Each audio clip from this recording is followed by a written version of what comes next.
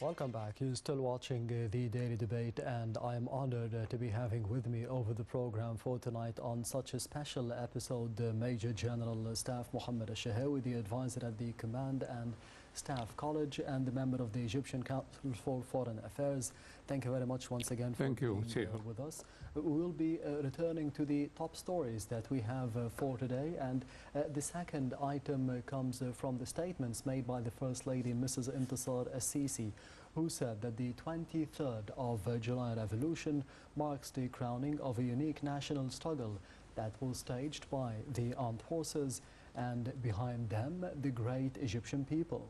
In a post on her social media account, she said that the date marks the establishment of the First Republic and contributed to the uprooting of both colonization and corruption.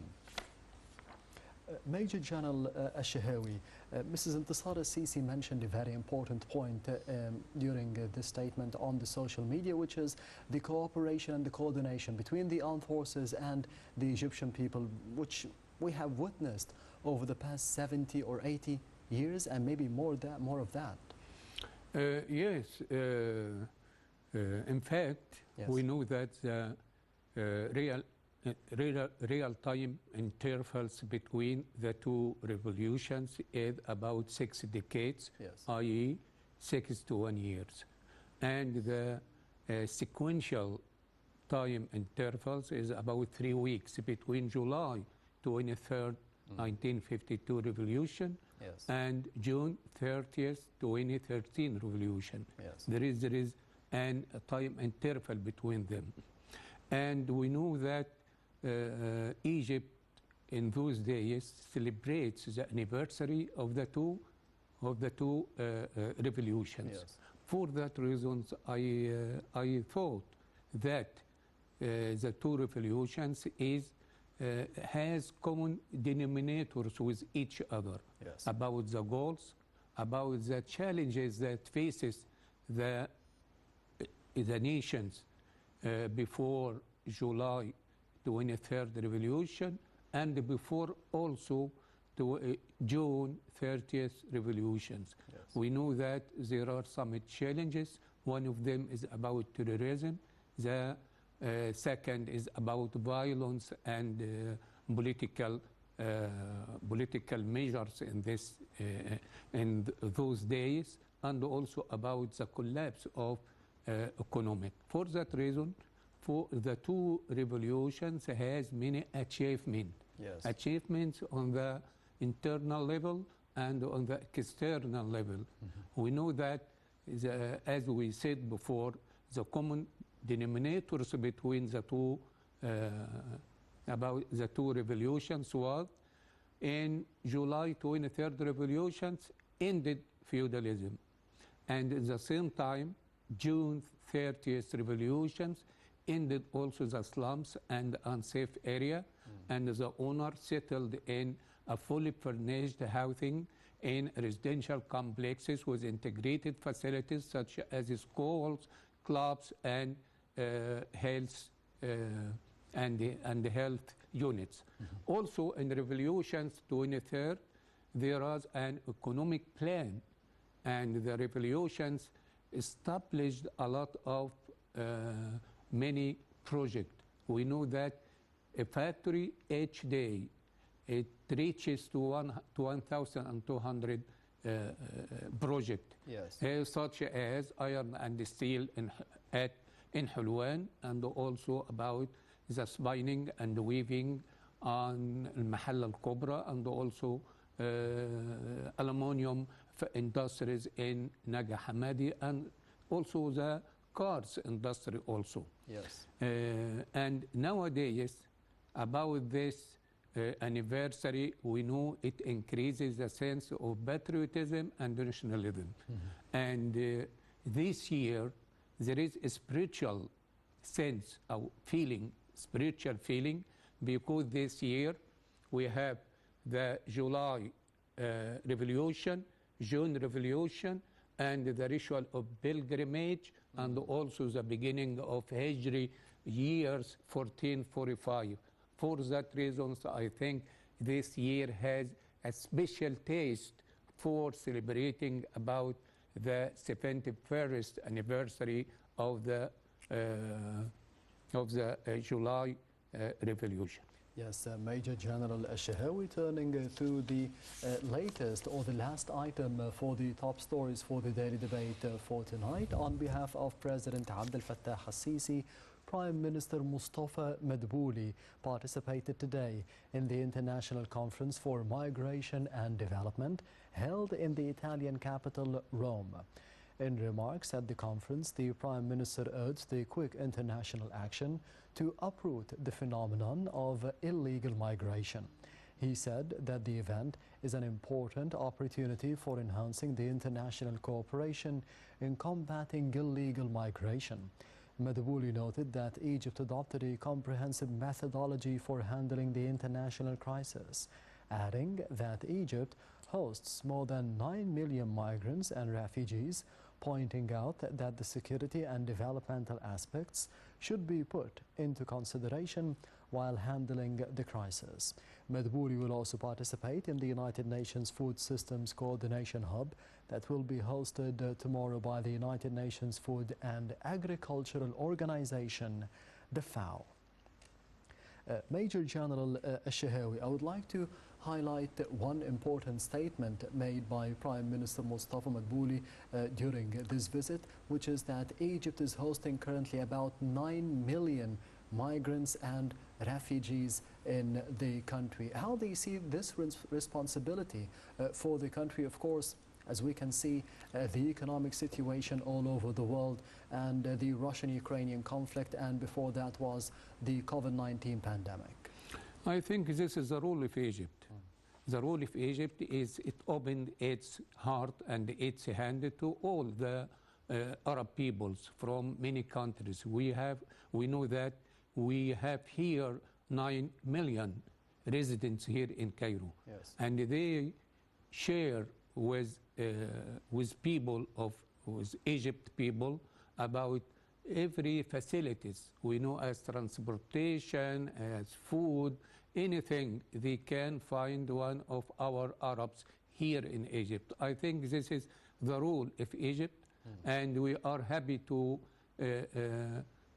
give them here, because the role of Egypt is to preserve and have the stability, and all this is the policy of Egypt. Yes. To put hand in hand with all Arabs.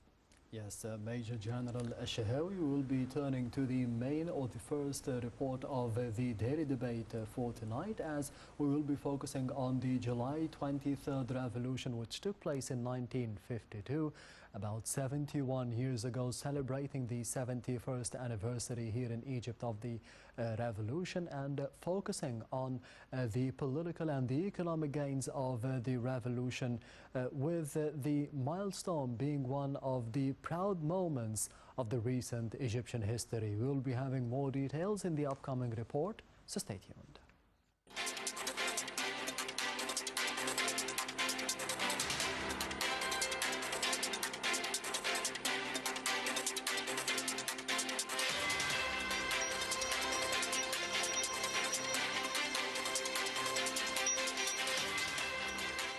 Remains one of the most important milestones of pride in Egypt's history, as Egypt marks the 71st anniversary of 23rd of July revolution. Years and days pass carrying memories of the occasion that remains one of the most important milestones of pride in the country's history. Marking the anniversary of the 1952 revolution is a celebration of a major step that secured the country's independence and instituted wide social and economic reforms. Egypt's celebration of the Great July Revolution is not only because of its role in changing the reality in Egypt, but it is also because of its lightning role in our African continent and the Arab region, heralding a new historical era in which the peoples enjoy their gains and their decision stems from their pure national will. The African and Arab liberation movements accordingly were launched, guided by the achievements of the Egyptian Revolution. Time has validated the nobility of the goals of the 23rd of July Revolution.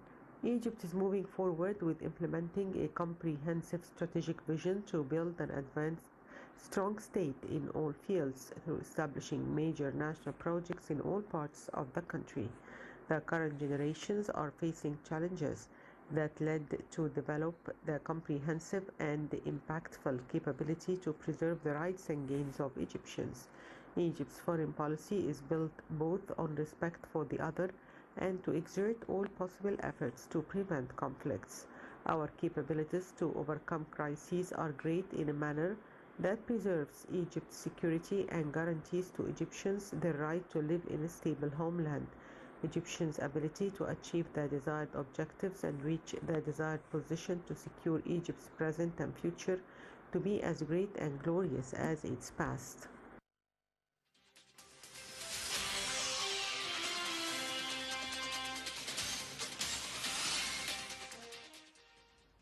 Welcome back. You're still watching the Daily Debate. Major General Staff Mohammed Shahawi. Of course, we had seen more about the history of the 1952 revolution, which took place on the 23rd of July in the past report. I would like to ask you more about the main 6 principles of this revolution. Yes, it's very important point, and I got your point about the revolution's principles, 6 principles. We know these six principles were divided into 3. 3 related to the destructions of the old regime, and the 3 others to build the modern regime of the Egyptian state. Yes. They are the elimination of feudalism, the eliminations of colonialism, and also eliminations of the control of the capital over governance. In addition to that, the building of a strong national army, the establishment of justice, what we call about social justice, Yes. and the last one is the establishment of sound democratic life. And the word sound here refers to the what we call about defect or shortcomings that were familiar to the parliamentary life. Yes. For that reason, I think this is the 6 principles of this revolution, and this revolution and this 6 principle made a lot of achievement on the internal level and external level. If you let me say something about the internal level, so we know that the abolition of monarchy and declarations of republic, the first one. Yes. Abolitions of monarchy and the declarations of the republics. Secondly, the signing of evacuations agreement. We know that British colonizers had occupied the Egyptian lands for 74 years, from 1882 until 1952. Yes. For the second achievement, internal achievement, is about what we call about the nationalized of the Suez Canal in 1956. And this is very important because when the West and United States refused to financial the building the high dam,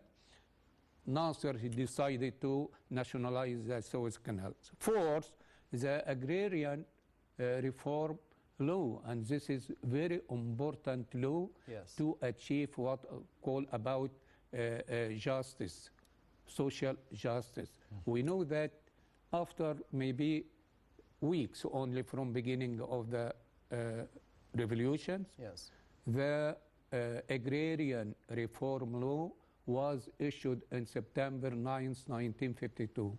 After month and a half, this is the law. And also fifth, the endorsement or adoptions of free education through public education and higher education. And last but not least, what we call about the revolution established what we call about policies for culture. The aim is breeding culture in areas that were previously deprived from it. This is on the what we call about on the internal level.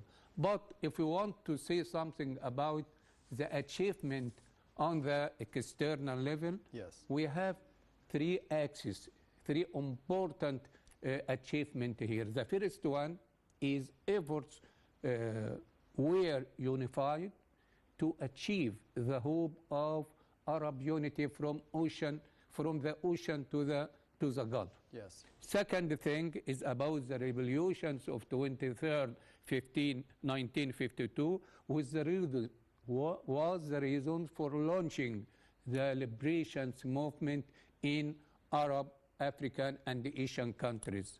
And the last one is the revolution spread to the global levels when forming the what we call about non-aligned movement.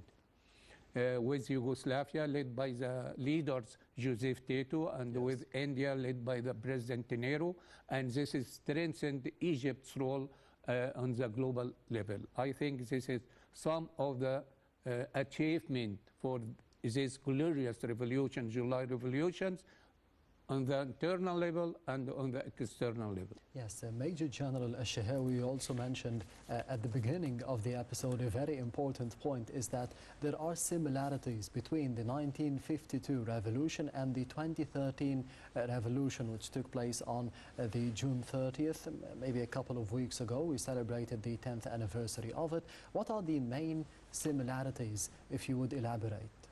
There is a lot of similarity. And one will say about the common dominators between the two countries, the similarity between the two revolutions. Yes. I think that in July revolutions there was an economic plan which many factories were built. And also in June 30th revolution, I think thousands of national projects were established, more than 30,000 project costing more than £1 trillion. And if you let me to say something about this project, we know that the digging of the new Suez Canal, Yes. the establishment of economic free zone on of the Suez Canal also, and also about, we know that the economic free zone is on an area of 640 square kilometer. Also, the establishment of a modern road network that put Egypt on the rank 28 in the world. Yes. Also, the establishment of new cities, new smart cities, and new industrial cities, such furniture city in the Meta, and also leather city in Rubiki, the medicine city in Kanka, and also about plastic industrial city in Mergem area in Alexandria. I want to shed a light about the main object of the similarity of the two revolutions. Yes, please. The two revolutions are clear evidence of the close relationship between the people and the army, and also the popular will to change when the change is necessity for life and survival. But the difference between the two revolutions, Yes. the first revolution, July 23rd, 1952 revolutions, was carried out by the army and supported by the people, while the second revolution, June 30th, 2013 revolution, was carried out by the people and supported by the army. Yes. This is the difference between the two revolutions. I think this is a similarity between both of them. Yes. As we can see on the screen, historic footage regarding President Nasser, President Gamal Abdel Nasser. I would like to ask a question for history. What if the 1952 revolution did not take place or did not succeed? I think this very important question here. What if the July 23rd revolutions did not happen? Yes. From my opinion, I think the British occupation would have been lasted longer.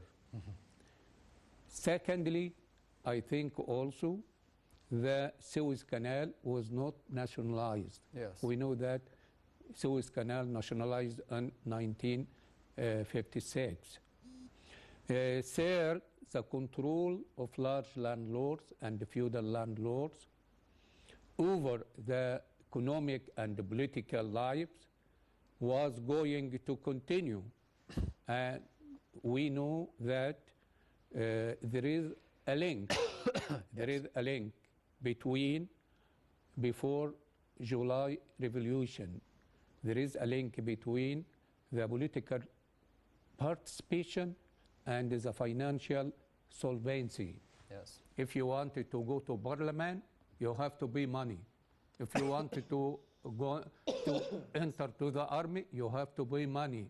So I think the July Revolution, they prevented and ended that. Also, revolutions, as it's worth mentioning that, revolutions in the Arab world and the African were delayed, where Abdel Nasser was an inspiration for many independence movements in the third world countries. I think this is what we call about what if the July revolutions didn't happen. This is what happened in the past. Yes, Major General. And I want to, if you let me say something until you take your breath, and I'll give you some waters here, Mr. Ahmed. This is water on the air. We'll give you some waters to go. No, don't worry about. And I'll continue. About. We have here in this revolution some lesson learned. Yes. We learned some lesson here.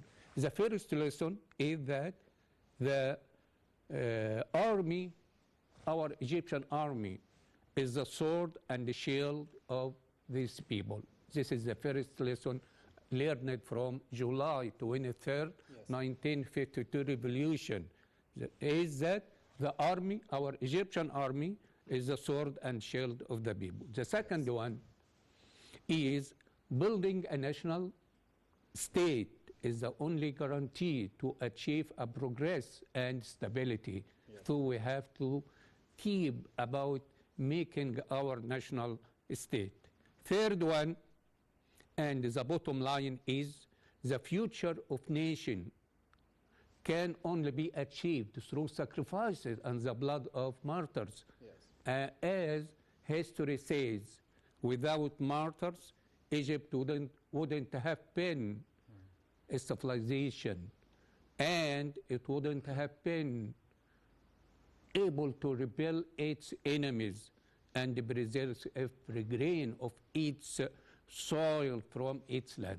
Yes, Major General Shahawi, we will be turning to the second report of the daily debate for tonight, which focuses on the July 23rd revolution, which took place about 71 years ago, but from the economic aspect, the economic achievements of the 1952 revolution on Egypt and the region in the upcoming report. So stay tuned.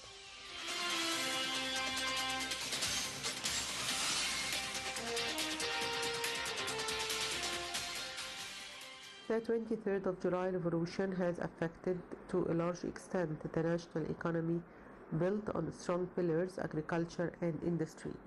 It limited the ownership of land, which aimed at redistributing the wealth besides enhancing industrialization by raising a slogan of manufacturing from metal to rocks. The economic management of the industrial sector started to concentrate on producing heavy industries, which rely on importation of raw material. With public ownership and heavy industrialization, Egypt had a big start with a 5-year plan like South Korea, but they turned into export promotion while Egypt concentrated on import substitutions and heavy industries. Another critical change taken by this revolution is turning from the private sector to the public sector. Intensifying the role of the government resulted in significantly reducing the role of the private sector. Turning into socialism was another important gain from the 23rd of July revolution, where the majority of people gave the right to be educated and to benefit from health services. another gain of the revolution that seriously affected the performance of the economy. The decision that all graduates from universities should have a job opportunity introduced by the government. It guaranteed a vacancy for every graduate. As for Egypt's foreign policy after the 23rd of July revolution, its role of leading the African continent and the Arab countries was quite significant, assuming that our relations with African countries were quite good by supporting their revolutions as well as their development projects. Egypt also had good relations with China and Russia, where we used to get all technology. Egypt in the present time has balanced good relations with all countries. Nowadays, Egypt is concentrating on industries and to strengthen competitiveness so that to enable exportation, trying to compensate for the deficit imbalance of trade, creating more job opportunities as well as upgrading the skills of our laborers to cope with the international market's requirements.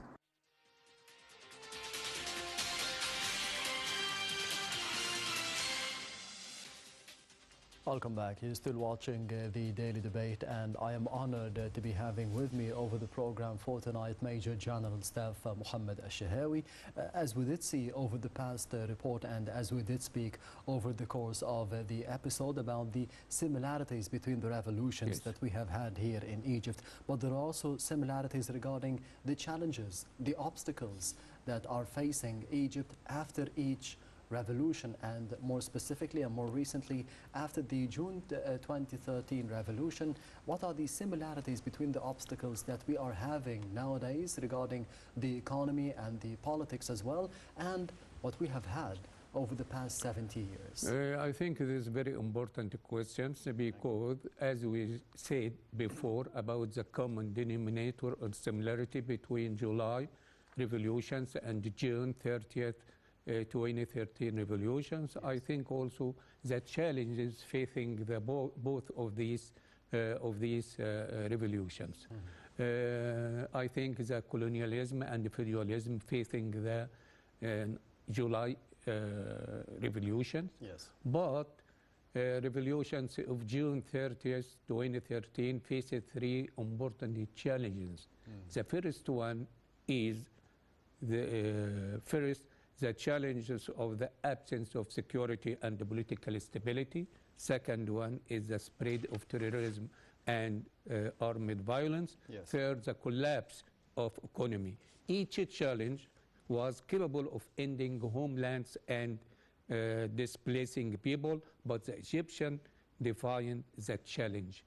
And they succeeded in all the challenges and made a lot of achievement in all fields, on the internal level and external level. Yes, Major General Staff Mohammed Shahawi, the advisor at the Command and Staff College and the member of the Egyptian Council for Foreign Affairs. Thank you very much for being with us tonight on the Daily Debate. Thank you very much. Anytime. And this brings us to the end of the Daily Debate for tonight. I will be leaving you, however, with the latest presidential activities of His Excellency President Abdel Fattah al-Sisi over the past week. We'll be having more details in the upcoming report, so stay tuned. Thank you for watching, and goodbye.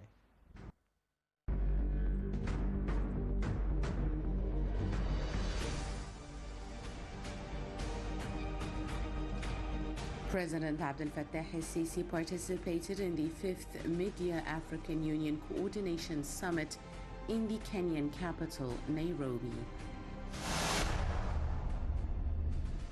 President Abdel Fattah al-Sisi met in the Kenyan capital with President William Ruto, President of the Republic of Kenya, on the sidelines of the President's participation in the Mid-Year Coordination Summit of the African Union. On his page on Facebook, President Abdel Fattah al-Sisi congratulated the Egyptian people and Islamic nation on the occasion of the beginning of the new Hijri year. President Abdel Fattah al-Sisi follows up on the future strategy of the civil aviation sector. President Abdel Fattah al-Sisi received a delegation including the heads of the Chinese Wuhan Engineering and the Italian Palestra companies working in the field of fertilizers and senior officials from the two companies. President Abdel Fattah el-Sisi received a phone call from President Kais Saied, President of the Republic of Tunisia, whereby congratulations were exchanged on the occasion of the new Hijri year. President Abdel Fattah el-Sisi received a phone call from Ms. Giorgia Meloni, the Prime Minister of Italy.